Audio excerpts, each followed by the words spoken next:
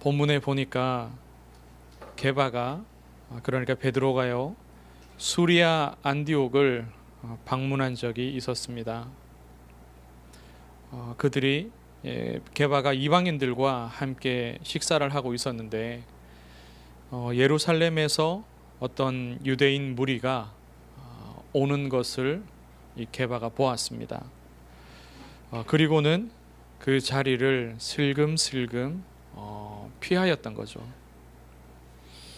식사 자리에서 어느 정도 물러난 정도가 아니라요, 이 표현을 보면은 완전히 이방인들과 같은 공간에 있지 않고 완전히 자취를 감추었습니다.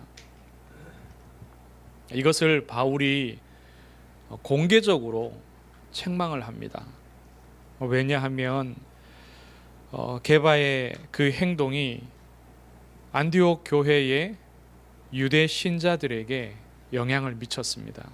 적지 않은 영향을 미쳤죠. 그들도 이방인과 식사를 하지 않게 되었기 때문에 그 자리를 피하고 식사를 하지 않는 일들이 일어났습니다. 외식하였다라는 표현을 썼죠. 심지어는 바나바까지도 그 외식에 유혹되었습니다. 바나바는 수리아 안디옥 교회를 바울과 함께 담임하는 목회자였죠. 그마저도 이 베드로의 외식에 큰 영향을 받아버렸습니다. 이방 신자들이 복음화 되는 데에 걸림돌이 된 것은 당연한 일이고요. 그래서 바울이 게바를 책망하였습니다. 게바가 누굽니까? 여기 본문에서도 표현을 하기를 그 전에 말했죠.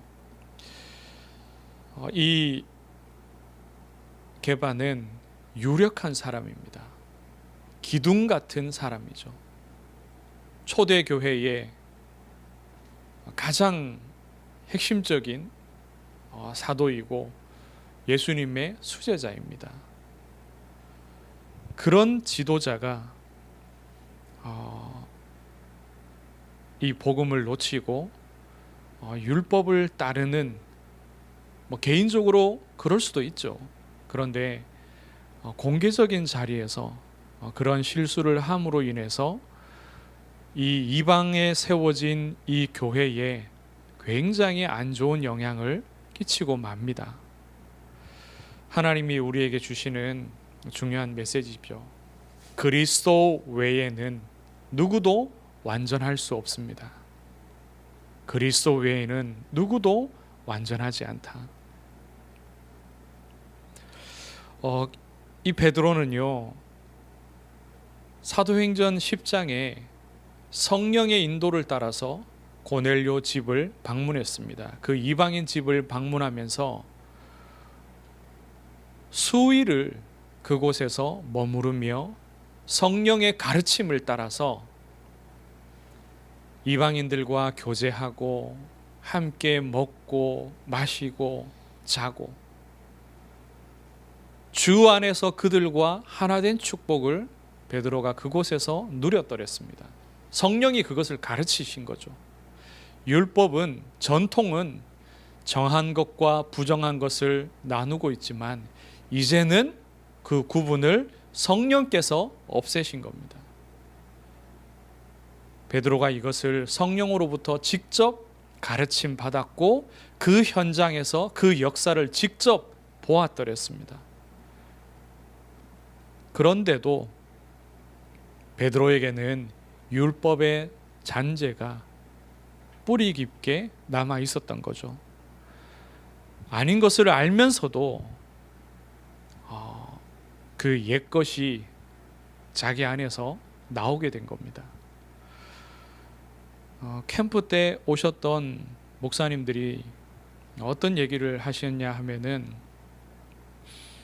이 그리스도의 복음을 깊이 이렇게 깨닫고 또 들으면서 이 다락방 전도 운동을 접하면서 그 전에 가지고 있었던 그런 복음 아닌 여러 잔재들을 이렇게 어느 정도 내려놓는데 한 목사님은 10년 가까이 걸렸다 이렇게 얘기를 하셨어요.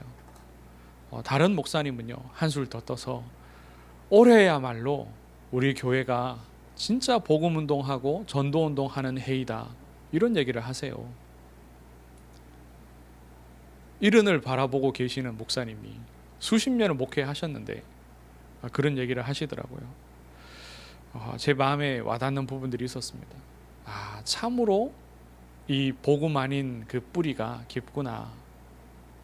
그래서 날마다 나는 이 복음 속으로 들어가고 성령의 인도 속으로 들어가지 않으면 안 되겠구나. 저 선배들이 저렇게 말씀하시는데 저게 허투루 하는 얘기가 아니지 않겠습니까? 지도자와 개인의 또 그러한 실수가 이것이 다 영적인 겁니다.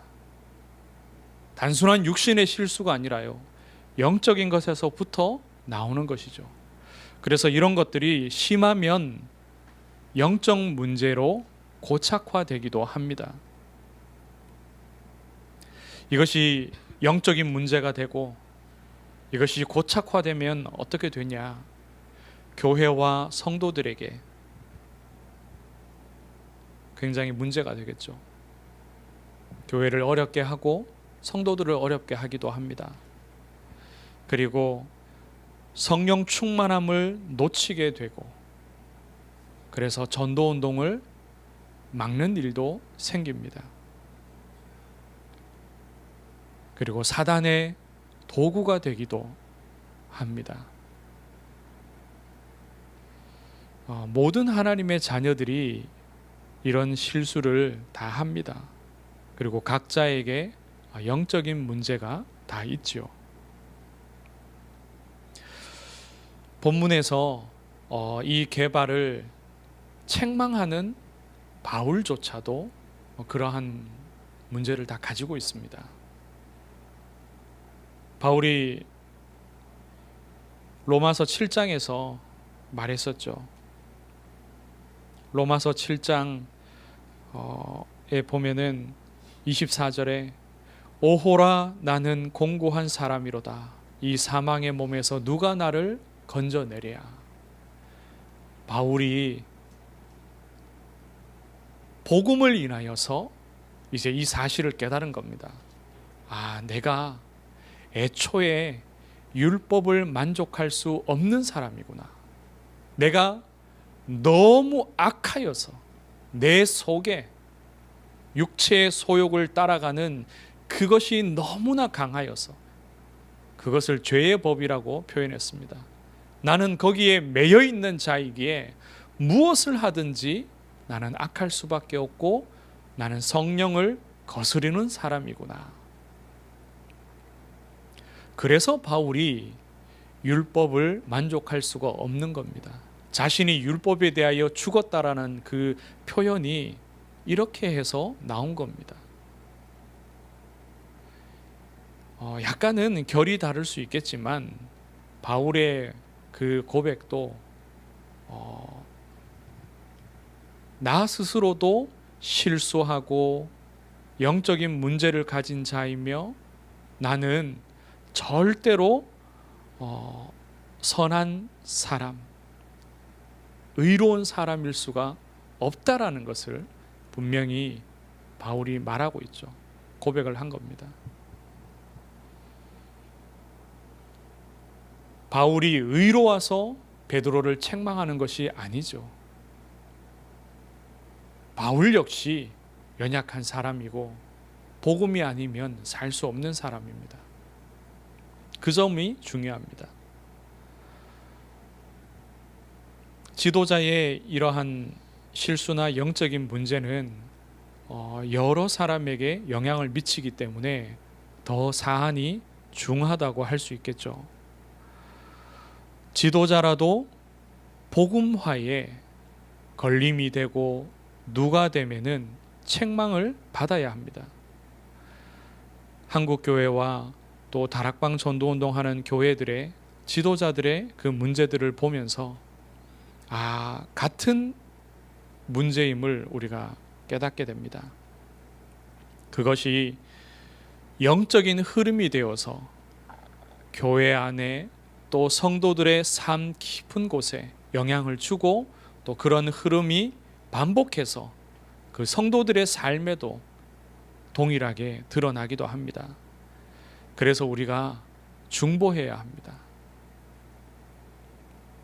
정말로 복음의 뿌리를 내릴 수 있도록 모든 성도와 또 모든 지도자들이 한국 교회가 이 복음의 깊은 뿌리 내릴 수 있도록 율법의 잔재와 종교의 잔재와 인본주의의 잔재가 다 사라지도록, 그리고 복음을 넘어설 수 없도록 우리가 그것을 두고 중보기도 해야 됩니다.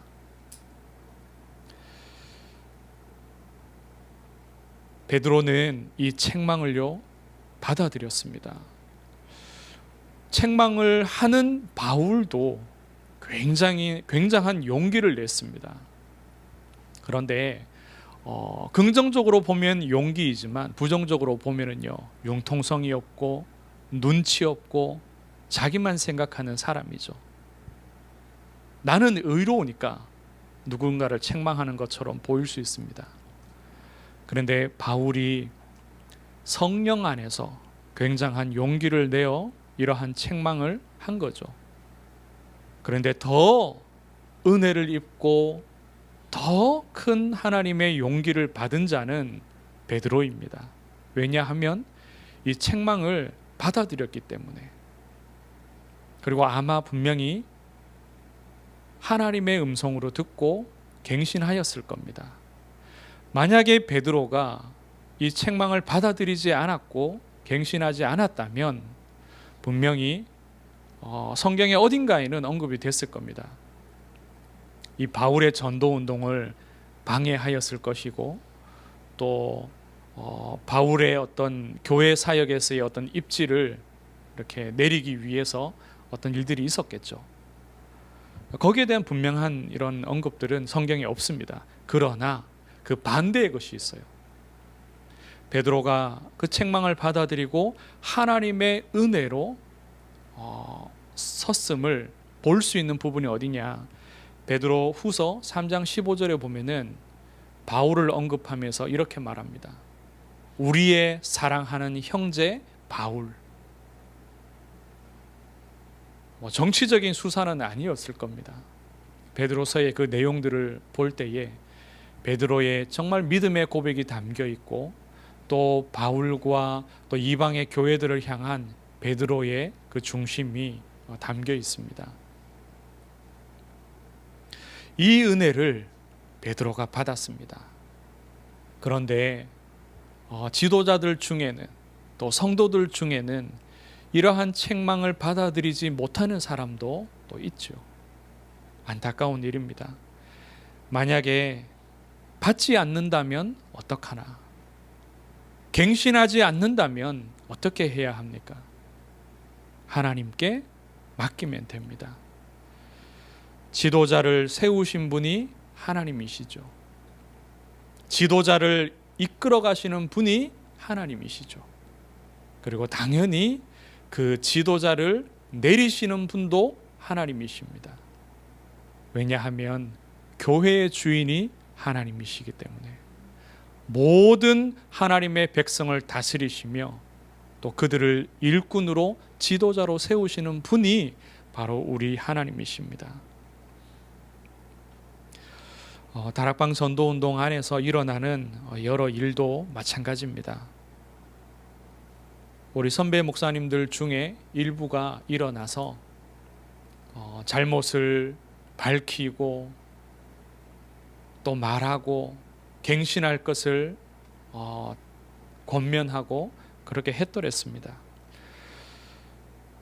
바울은 스스로 여러 사도들과 동등하게 자신의 사도성을 주장하고 있습니다.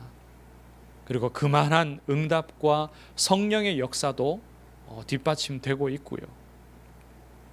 그런데 우리 안에서 이러한 말들을 하신 목사님은 또 여러 다른 지도자들과 같은 어떤 그런 입지로서는 인정받지 못하는 부분도 없지 않아 있겠죠. 그러나 영적으로는 하나님이 다 동일하게 세우신 하나님의 사도요, 목회자요, 지도자입니다. 그래서 그들의 그 말들은 이제 하나님이 주신 음성이라면 분명히 하나님이 일하실 것입니다. 분명히 전달되었기 때문에 하나님이 하실 일이죠. 이제 우리는 하나님께 그 일들을 맡기고 기도하면 됩니다. 실수하고 영적인 문제 가운데 있는 것은요, 분명히 부끄러운 일이고 또 책망받을 일입니다.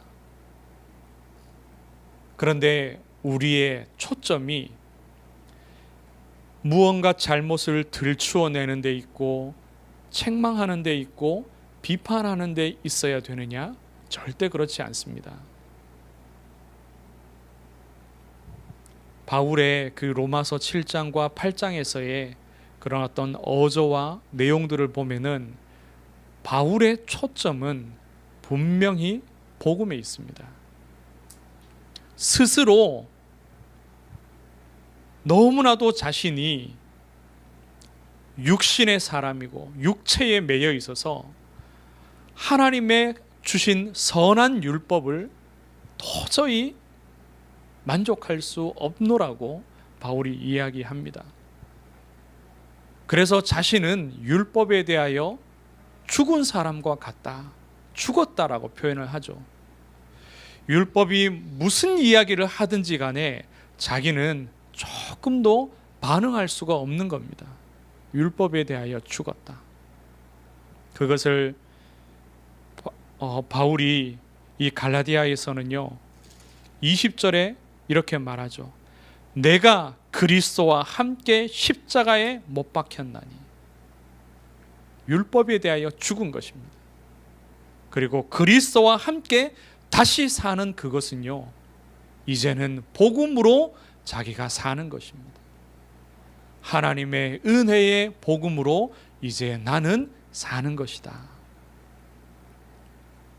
실수하고 또 책망받을 일을 하고 복음이 아니라 여전히 옛것에 매여 있는 그런 모습들을 볼 때에 우리는 어떻게 해야 되냐?